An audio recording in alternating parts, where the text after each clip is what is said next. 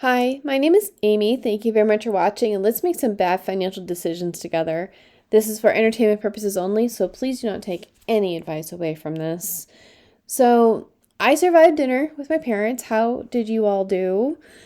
And I think for me, the worst part about family dinners is that there's really not much to say during these big dinners with people that you don't normally see. So we wind up asking kind of intrusive questions and then having uninformed opinions about things. So I'll give you two examples. The first one is my niece, my oldest niece. She's in the seventh grade, and they've started to look into their options for high school. So now everybody is giving my niece their advice, which, you know, I mean, it's good and it's bad. But I mean, she's probably tired of hearing about it. But her choices are, just attend regular high school, have regular classes, have the full experience, do the IB program, which is a lot of stress for no reason. Then she could do AP or dual enrollment. And then she could do so much dual enrollment that she winds up with an AA degree. Or she could do something like JROTC. So she has lots of choices. And it depends on what she wants to do. And my personal opinion, and if I had children in my life, I would recommend the AA degree. Because when you go to college, or you do college admission, if you have just some college credits, colleges have a limit to the amount of credits that you can transfer to them, and it count towards your bachelor's degree. But if you already have your AA degree, they can't just pick and choose which classes apply. They just have to, they accept that at face value, and then you can just get the next 2 years and just get your bachelor's degree on top of your AA degree. So, I mean, talk to a guidance counselor and make sure that is the actual factual information. But that is what I like. I also liked dual enrollment more than AP classes because dual enrollment, as long as you pass the class, you get the credit for the class. With AP classes and IB, there's a big test at the end, and you get credits based off of how well you do on the tests. And I'm not big on stress and big tests, so I'd rather just do the work throughout the year and then get credit as I go. Anyways, but if you have someone in your life that is in a position where they're looking for a new career, or they're in middle school trying to find high school, or they're in high school and they just don't know what they want to do when they grow up, which, by the way, is fair because my niece is 12. She's only been exposed to the type of jobs that we've introduced her to. And you don't know what kind of job you want until you've been introduced to it. I didn't know everything was a thing until you look into it. So I would recommend going to bls.gov. They have a whole classroom section, and you can just go through in what category you're interested and just go through them and look and see. We'll go do reporters, correspondent. My niece said she wanted to be a journalist, and I didn't say anything about that because I kind of feel like journalism and reporting is life on hard mode. But my first actual impression was, oh, if you want to do reporting, you should become good at AI and prompt engineering, because I think that any kind of writing job in the future really is going to involve a lot of AI, so you may as well get used to it. Anyways, so a news analyst, a reporter, a journalist, you typically need a bachelor's degree, you make around $57,000 per year on the median. There's no on-the-job training. Like, you don't need work experience of related occupations. There's going to be a 3% decline in the next 10 years. At least that's the outlook they have. And then that would be a minus 1,400 jobs. So right now there's only about less than 50,000 of these jobs in the United States. And you can see the difference, like computers, I guess. If you go to software developer, there's almost 2 million jobs. And there's going to be a 17% increase over the next 10 years. And the average, or the median pay, is 1,300. It's 130,000. Sorry. I don't know why sometimes the big numbers come out of my mouth wrong. But anyways, so these are things that you can look at and see, like, what's the work environment, how to become a software developer, what's the pay like, what's the job outlook, and you can see all this stuff. And they have, these are the typical ones, but you can go and you can look at the entire, let's see, because they have like an entire occupation outlook handbook, and like you can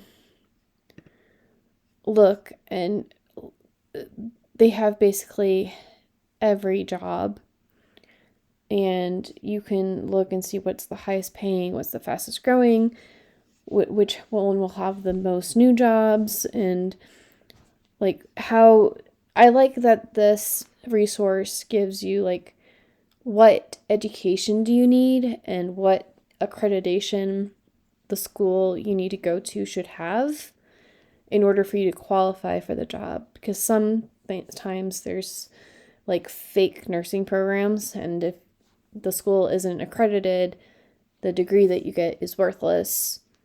So like you just don't know these things until you experience it.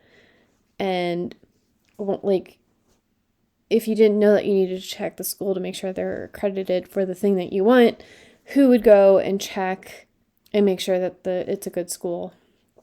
So, and specifically for software development, I would also, start going to the meetups about it.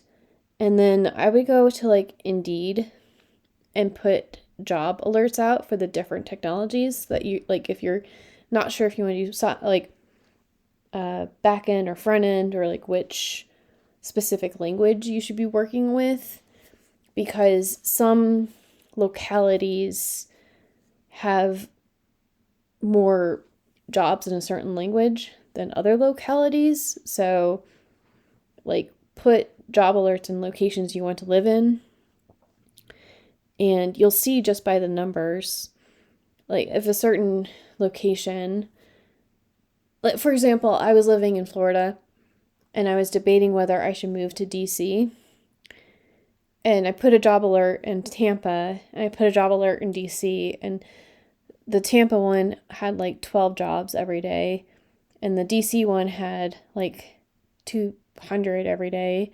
Well, I only need one job, but if there's 200 jobs in DC and there's 12 in Tampa, like my chances of getting a job in DC are much greater.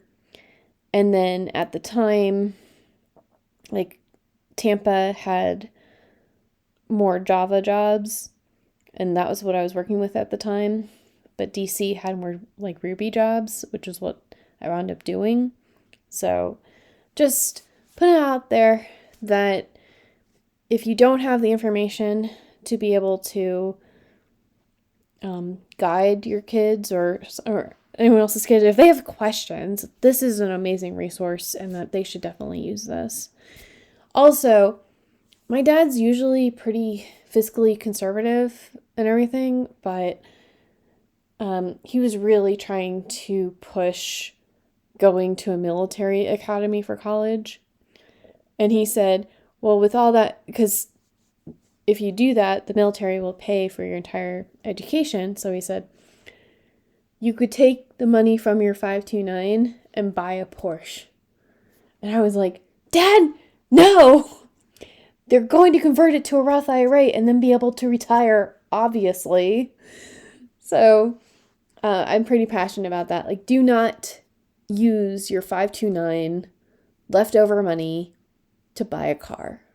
Use it, convert your 529 to a Roth IRA, and in that way, you can have a head start on your retirement savings, because when time is on your side, time is really on your side with compound interest.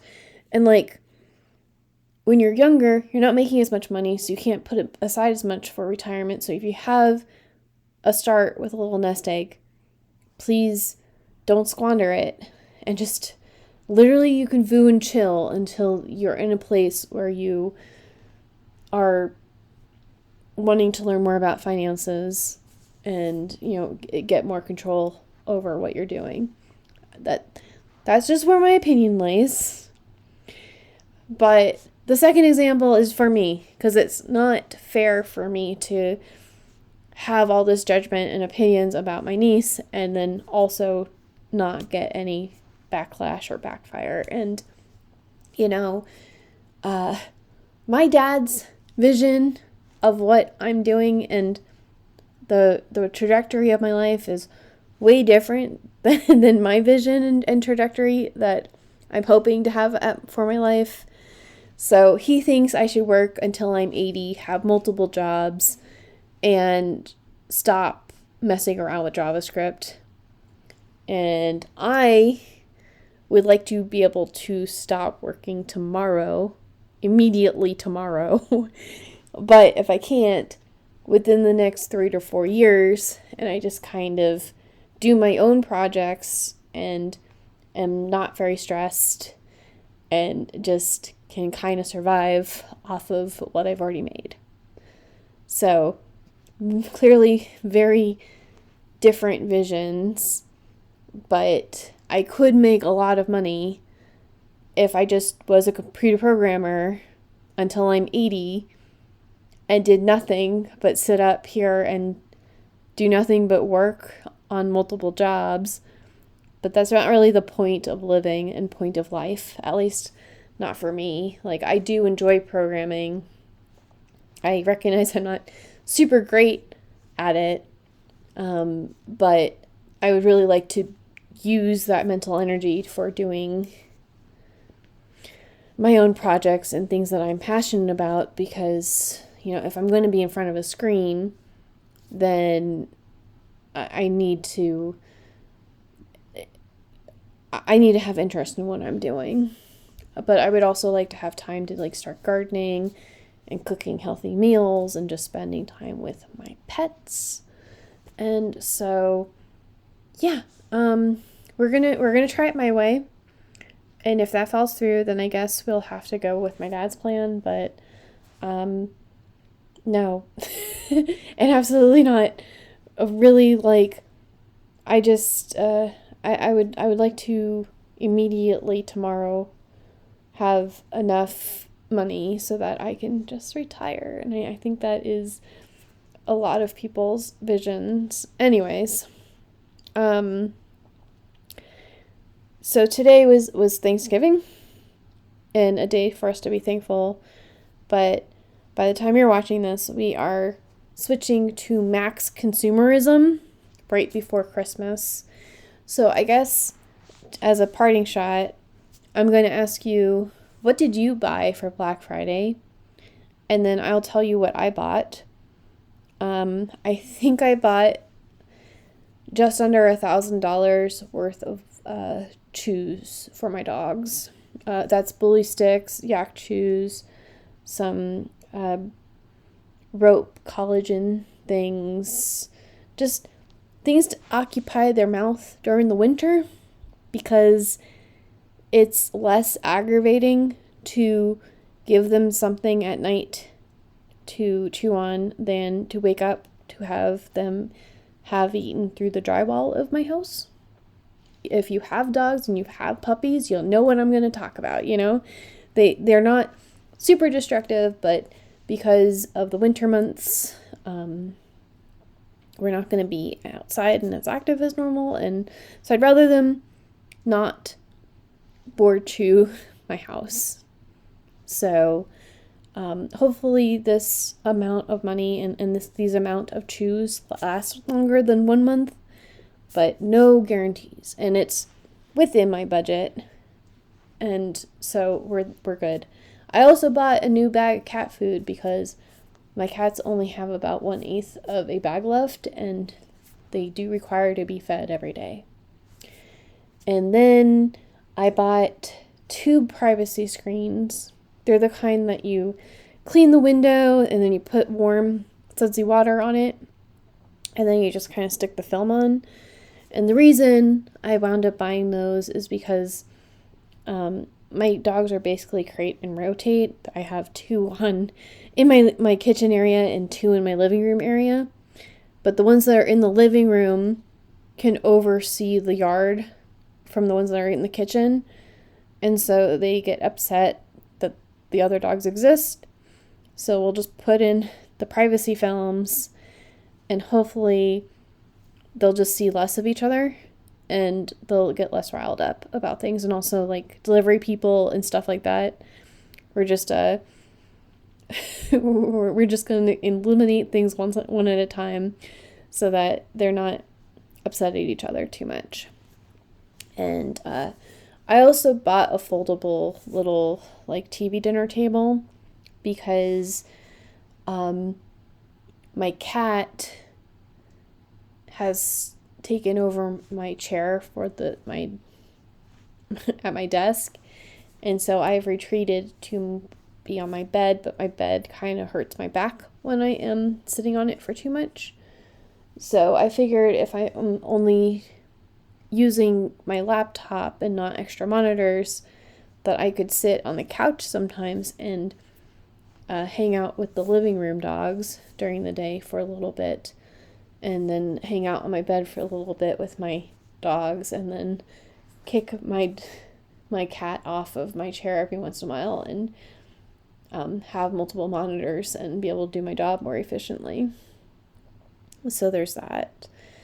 And then I'm debating buying a tarp for the side of the carport because when Helene came through, it tore the tarp of my carport, and I only replaced the top and not the sides.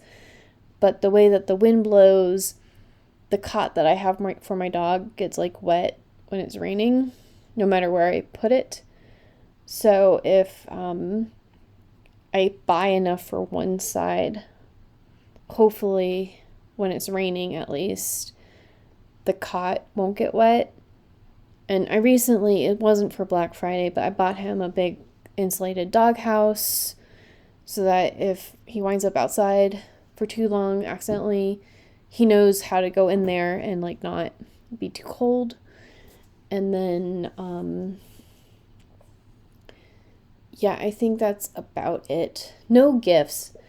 Absolutely not. Everybody's just getting the same Amazon gift cards that they always get from me, because I wish that they would just give me Amazon gift cards in return.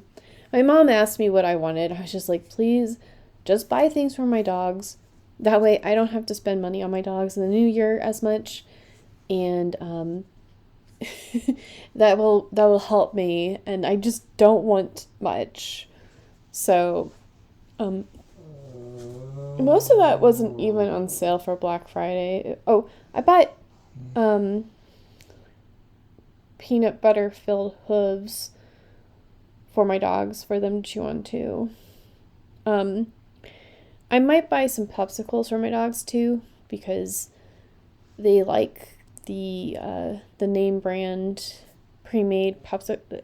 What the popsicles are, it's basically like a Kong, but it's easier to open up And so you put in like a little ball of peanut butter, and it's like peanut butter and chicken, whatever. You stick it in, you screw the top back on, and they lick on it for a few hours at a time. So I like it because it does keep them occupied, and it's a little bit cheaper than bully sticks, and they like it, but they're not really on sale. Like, Black Friday deals are not really deals anymore. Like, I wait until Black Friday to buy things because it seems like if you can have the discipline to wait and then you still want it and it's been like 2 years but you can still have it, like you still have use for it, then go ahead and buy it on Black Friday for a little bit of a deal. But none of these deals are especially deals right now. So if, like, I would rather wait until I have like my my credit card debt taken care of before I start buying other like nice to haves. But basically when it comes to my pets, and like, they deserve to be able to chew on things and that they're allowed to chew on. So I don't mind spending money on them in the meantime. Also, it's within my budget.